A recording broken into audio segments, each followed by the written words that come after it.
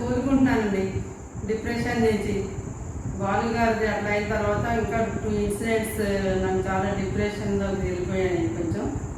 కానీ మా రిలేటివ్ సంజయ్ అనమాట తన పేరు, తను కాల్ చేసి ఏంటి అసలు వీడియోస్ చేయట్లేదు, చెయ్యి కొంచెం డైవర్ట్ అవుతావు అని చెప్పింది అనమాట. నాకేంటో ఏదైనా వీడియో చేసేటప్పుడు ఫేస్ మీద ఇట్లా స్మైల్ ఉండాలి, నా వీడియోస్ చూస్తే మీకు కూడా స్మైల్ అనేది రావాలన్నమాట. అట్లా అయితే నాకు ఇష్టం అనమాట. అట్లా అనుకొని అసలు వీడియో స్టార్ట్ చేశాను నేను. కానీ ఇట్లా మనసంతా డల్గా ఉన్నప్పుడు నవ్వేం వస్తుందండి, నవ్వేం రాదు కదా. ఓహో ఈ గెటప్ ఏంటి అనుకున్నారా? ఇప్పుడే బయట నుంచి వచ్చాము మేము. బయట నుంచి వచ్చిన తర్వాత టైము అంటే లీజర్గా కూర్చున్నాం అనమాట. లీజర్గా ఉన్నాం కదా అని చెప్పేసి మా హస్బెండ్ అన్నాడు ఏదైనా వ్లాగ్ చేసుకోండి అని అన్నారు. ఇంకా మేము ఏంటంటే ఇద్దరు ఫ్రెండ్స్ అడిగారు అనమాట. అడగటం కాదు, సజెషన్ ఇచ్చారనమాట.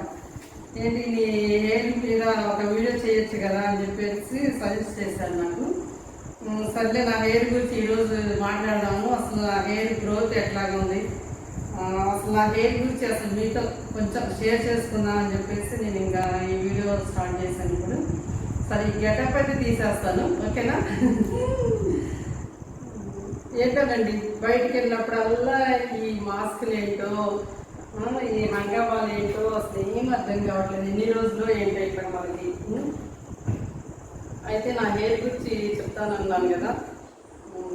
అసలు హెయిర్ మెయిన్ బై బర్తే నేను అసలు పుట్టడమే హెయిర్ అంతా ఇట్లాగా మా అమ్మ మీద వేసుకొని పుట్టానంటండి. అసలు నా ఫేస్ కూడా కనపడలేదంట. మా అమ్మమ్మ వాడి ఫేస్ ఎక్కడ ఉందని చెప్పి జుట్టుని ఇలా ఇలా తీసి చూశారంట. అంత హెయిర్తో పుట్టాను నేను. పుట్టడమే అసలు ఫుల్ హెయిర్ అనమాట. నాకు గ్రోత్ చాలా బై బర్తే ఫుల్ గ్రోత్ అనమాట. ఇంకా అయితే ఒక టైం వచ్చిన తర్వాత ఏంటంటే నాకు ఓన్ తెలిసిన తర్వాత ఇంకా మా నాయనమ్మ అసలు స్టార్టింగ్ నుంచి కుంకుడు రసంతోనే హెడ్ బాత్ అనమాట.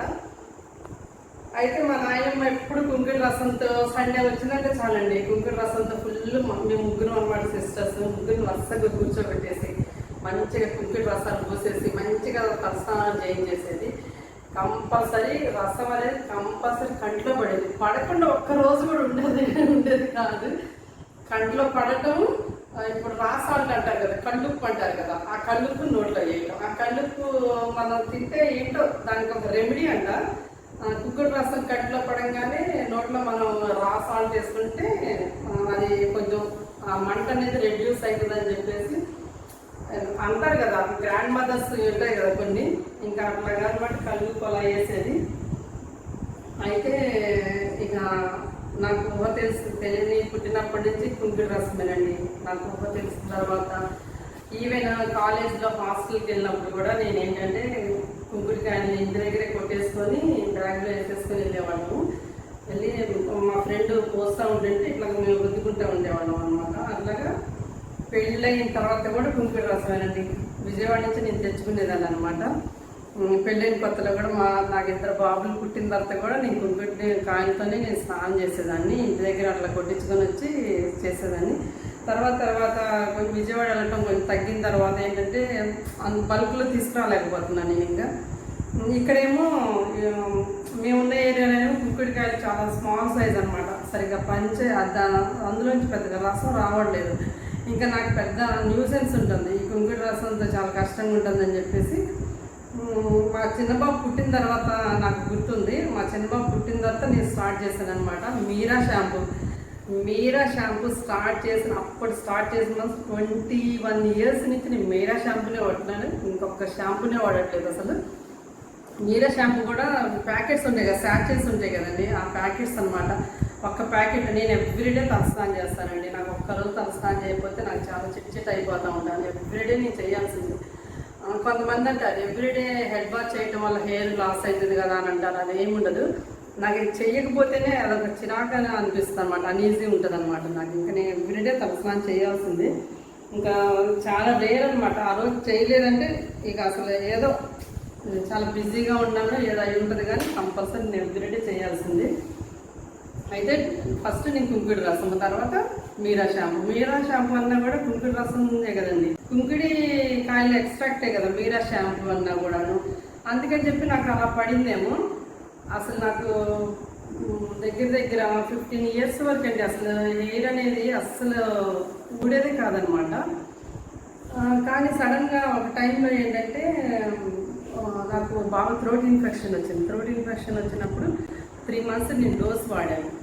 అపోలోలో 3 months డోస్ వాడాను అనమాట. ఆ 3 months డోస్లో ఏంటంటే నాకు హెయిర్ బాగా ఊడిపోయింది, ఇంకా ఫుల్ ఊడిపోయింది. అసలైతే ఇంత వరకు ఉండేది నా హెయిర్, ఇక్కడ వరకు ఉండేది. ఈ వీడియో చూస్తే మా ఫ్రెండ్స్ అందరికీ తెలుసు అండి, మా చుట్టాలకి ఫ్రెండ్స్ అందరికీ తెలుసు నా హెయిర్ ఎంత ఉంటుందో ఏంటి అందరికీ తెలుసు. ఎందుకంటే నా వీడియోలు వాళ్ళ కోసమే కదా చేసేది, అందుకని నేను వాళ్ళతో షేర్ చేసుకుంటున్నాను. ఇంతవరకు ఉన్న హెయిర్ అలా అసలు ఊడిపోయి షార్ట్ అయిపోయింది.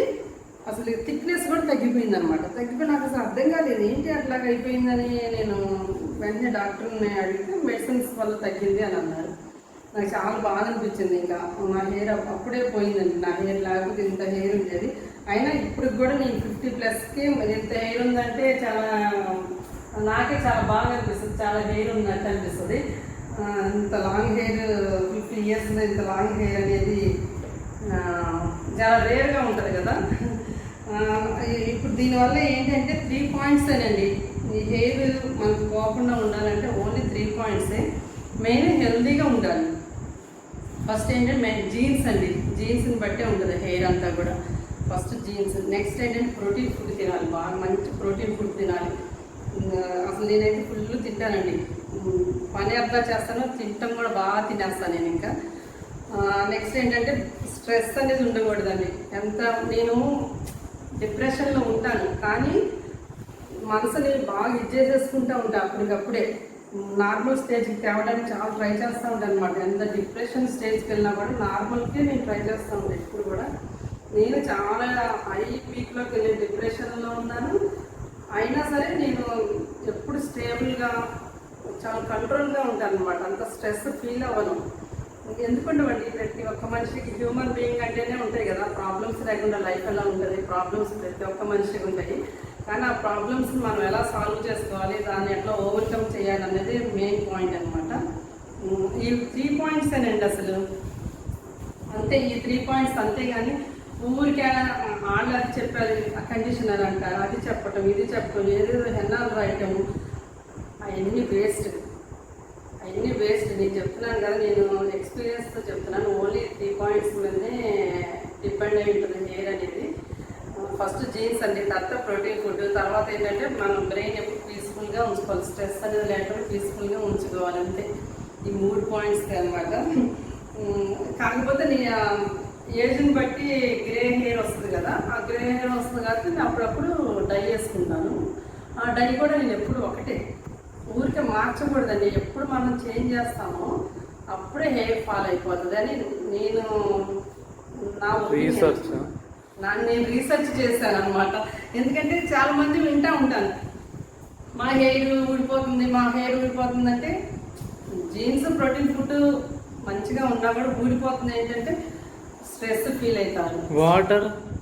వాటర్ ప్లెంటీ ఆఫ్ వాటర్ తాగాలి. అసలు స్నానం చేసే వాటర్ కూడా పొల్యూటెడ్ వాటర్ కాకుండా ఫ్రెష్గా ఉండాలి, నీట్గా క్లీన్లీగా ఉంటే. అసలు మెయిన్ ఎవ్రీడే హెడ్ బాత్ అనేది మస్ట్ అండి. అసలు హెడ్ బాత్ చేస్తే మాత్రం మెయిన్ అసలు ఎంత హెయిర్ థిక్నెస్ ఉన్నా ఊడిపోవడానికి ఇంకొక రీజన్ ఏంటంటే డస్ట్ ఉంటుందండి. డస్ట్ ఉంటే ఇప్పుడు మనం బయటకు వెళ్ళి వస్తాము, ఇంట్లో అయినా సరే డస్ట్ పడకుండా ఎట్లా ఉంటుంది, వస్తువుల మీదే పడుతుంది, మన మీద ఎందుకు పడుతుంది. ఎంత క్లోజ్గా ఉన్నా సరే ఇంట్లో అయినా కూడా సన్నటి డస్ట్ అనేది వస్తుంది. మన బాడీ మీద పడినట్టు మన హెయిర్ మీద పడుతుంది. ఎప్పుడైనా డస్ట్ ఎక్కడ ఉంటుందో అప్పుడు హెయిర్ ఫాల్ అయిపోతుందండి. అందుకని ఎవ్రీడే హెడ్ బాత్ అనేది మస్ట్ అండ్ షుడ్ అనమాట. అసలు ఇంకొకటి, ఈ హెయిర్తో పాటు ఇంకొక విషయం చెప్పాలి. పాదాలు కూడా అసలు పగలవండి. పాదాలు అందరి క్రాక్స్ ఉంటాయి కదా, పాదాలు అస్సలు పగలవు. నేను మళ్ళీ అన్ని పనులు చేసుకుంటాను, అస్సలు పగలవు. ఎందుకంటే డస్ట్ అనేది ఉండకూడదండి. పాదాలకు డస్ట్ ఉన్నా కూడా పగులుతాయి, కంపల్సరీ పగులుతాయి.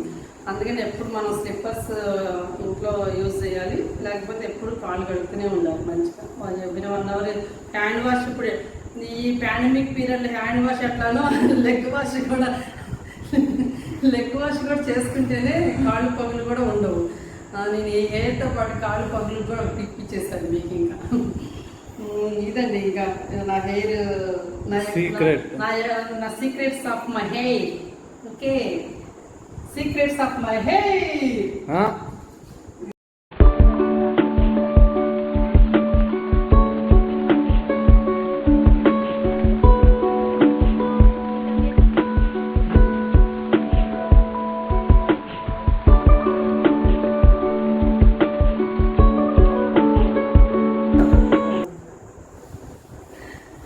అసలు మా నాన్నగారు అనేవాళ్ళు అనమాట, చిన్నప్పుడు అనేవాళ్ళు మా నాన్నగారు, నిమ్మి హెయిర్కి అసలు అసలు కొన్ని యాడ్స్ వస్తాయి కదండి హెయిర్కి, ఈ ఆయిల్ రాసే మా హెయిర్ ఎంత గ్రోత్ ఉందని చెప్పి. వాళ్ళకి అసలు హెయిర్ ఉంటుందా, వాళ్ళు విగ్గులు పెట్టుకొని కనపడతారు.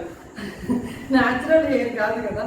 మా నాన్నగారు అనేవాళ్ళు అనమాట, నిమ్మి హెయిర్కి కంపల్సరీ ఇట్లాగా యాడ్ ఏజెన్సీ వాళ్ళు చూస్తే కంపల్సరీ యాడ్ కూడా అడుగుతారు, అట్లా అనేవాళ్ళు.